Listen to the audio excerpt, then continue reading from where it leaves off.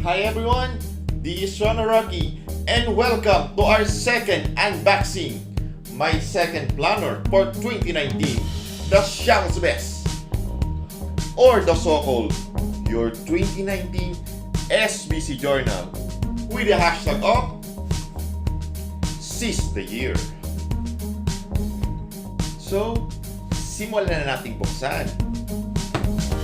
Ang Shang's Best Journal, siya yung pinakamalaki sa tatlong planner ng tatlong coffee shops. So, kitang-kita nyo naman sa karton niya. Yung karton niya, parang pizza sa sobrang laki. So, ito siya. Kasama ng karton, yung refillable pages.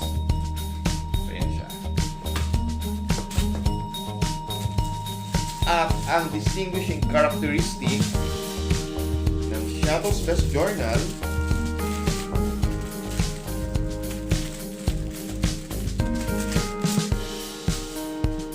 is actually yung cover niya leather. So ito siya. This is the front part of the SBC Journal. And for this year, nagdala sa kanya yung cup niya.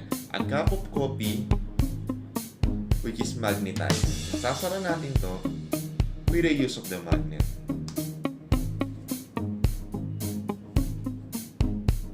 Yung Shang's Best Journal comes in 4 colors. Pero yung kinuha ko, yung kulay brown. Ito daw yung pinakamabilis maubos, pinaka-in-demand kasi nga yung cover niya mas makapal, mas leatherized,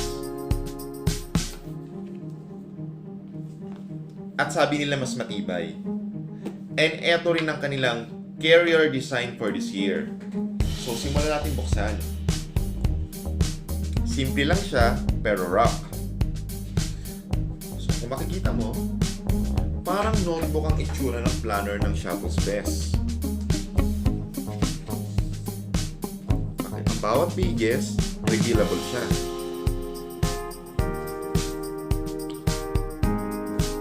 Ang theme natin ngayon, or this year, is about travel or journey. Kaya makikita mo, where our journey began. Pagka-open mo ngayon ng planner, we have 2 calendar, the 2019 and the 2020. So, advance din mag-isip. Ang Shang's Best Journal. Coral pool, representing the style and the coffee shop design. January, mas makulay. So, ito yung January. And makikita nyo, expandable siya. The January calendar. And of course, pag binuksan mo, the blank pages. Yan siya. Blank pages for January na parang notebook lang. Siyempre, pagdating ng February, iba na naman yung design niya.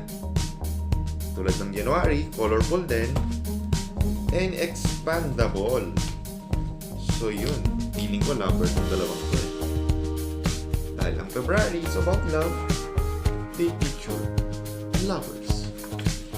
And of course, yung calendar ng February. Like January, blank na naman ang mga next pages kung saan pwede kang magsulat ng kahit anong gusto mo. Free work to write. March, my birthday month. Kakaiba din, makulay. Quiet Afternoon, Mia Lagos 2018. So I think pinicture naman siya sa travel. So I think ito si Mia na masayang nagbabakasyon.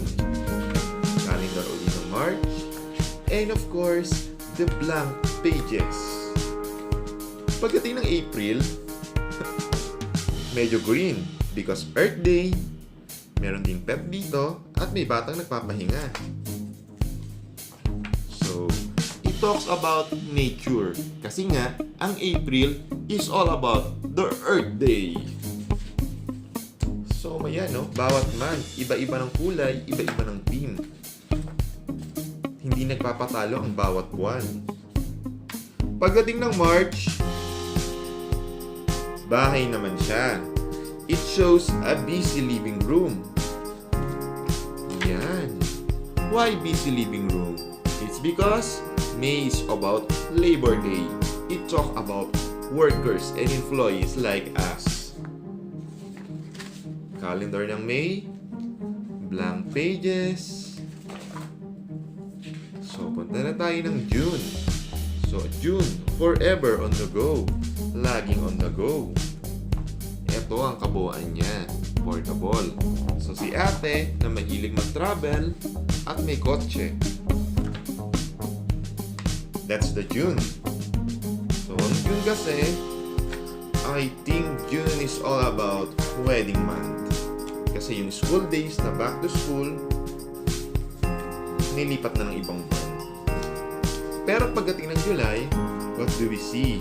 It's a man holding a coffee. Like this. Because July is all about Father's Day. Pero June ang Father's Day eh. So this song only shows a man with a music recording. So taking chances. Sa mga may pangarap sa atin na maging recording artist, I think makaka-relate kayo pagdating ng July. Blank pages again. Back in August, eto, just a simple, si ate na nagkakape sa harap ng kanyang laptop. Eto siya. With a red color theme. Every morning, Solen Ignacio 2018. So may mga title naman eh kung ano yung bawat team ng bawat buwan. Pagdating natin ng September, isang batang nagigitara, sing your heart out. So yung bata, makikita nyo, kumakanta at tumutugtog ng gitara with her cute little cat. So ayan siya, September. Meron din makikita nyo dito, meron mga quote, inspiring quote na makaka-relate o nire-relay niya dun sa theme. Pagdating ng October, kilala natin ang October bilang October Best, Weekend Hideaway naman ang topic. So, ito siya. Yan ang kulay niya. Simple pink, may bata na nagkakape, may shuttles ba sa likod, may halaman, at may saranggola. So, this is for October. Pages ulit. At pagdating ng November, focal point ang topic. Si ate na medyo sosyal. Ito ang itsura niya. Sa harap ng laptop, with of course, yung mga logo niya 18. So, social si ate. Nandito yung parang mga paintings or makeup niya. With a bag and a laptop. So, sauciness at its finest pagdating ng November. At December, the happiest month of the year. Tignan natin kung ano ang theme. December. Ito ang December design nila. O ang Dream Big. So makikita nyo, it's a community, it's a building na mukhang circus, colorful. Because patating na kasing Pasko niyan eh. Maraming celebration pagdating ng December. So eto siya.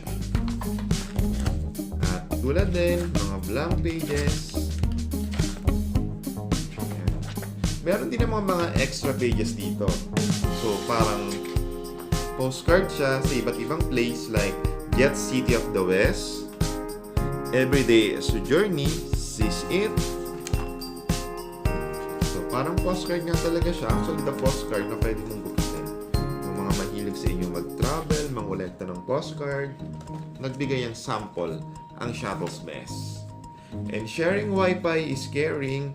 So, meron ditong mga coupon or stickers na nagbibigay ng mga free Wi-Fi. Kung gusto nating kumonek ng Wi-Fi sa Shuttle's Best, eto sila. And of course, our favorite, stickers. Maraming stickers dyan, representing each symbols of the copy and the Shuttle's Best. So, ayan siya. Mga copy, mga pets, na pwede nating idikit sa planner at kung saan natin gusto. At of course, ang pinakakaabangan, each month, merong mga promo ang Shuttle's Best. So, pagdating ng January daw, meron tayong free small brood copy. Pagdating ng February, buy one, get one. Dahil siguro may mga ka-date na may mga ka-date tayo. So, coffee for two is good. March, free drink. April, merong 20% off on any salad. Nature ang pinopromote natin. Earth Day, eat healthy with the green leafy foods. And of course, May, free upsize, free drink. So, ayan siya. Makikita nyo naman dito yung promo period niya. So, pwede natin pilasin to isa-isa at i-redeem. So, even yung coupon niya, no? Napaka-colorful. Like us, follow us. So, ito, yung mga social media ng Shuttle's Best. At makikita natin, merong mini packet dito sa planner nila. And of course, maganda na at matibay. Ito yung pang-bookmark. Kung meron tayong mga gustong i-bookmark na important pages of our life. So, ayan siya. The Starbucks plan. Or the Shuttle's Best, rather. This is my second Shuttle's Best planner. Kasi last year lang ako nag-start mangolekta ng planner ng Shuttle's Best. And sabi ko last year, maganda yung planner nila, mas malaki, leather, kaya nangolekta ako. At ngayong taon, mas gumanda siya. So, nakita nyo naman, magnetize, mas makapal, kaya nangolekta uli ako. But actually, since 2013, nangongolekta na talaga ako ng mga planners. It started in Starbucks, then Coffee Bean and Tea Leaf ng 2015, at ngayon naman, itong Shuttle's Best. So, every year, every end of the year, 3 planners na ang kinokolekta ko. Starbucks, Coffee Bean and Tea Leaf, at Shuttle's Best ngayon. So, ito yung second unboxing natin for Shuttle's Best. So, it's up to you kung ano yung masasabi nyo sa itsura niya, sa functionality, at sa total appearance.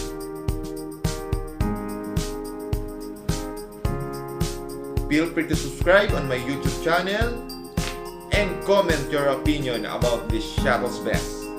Seize the year.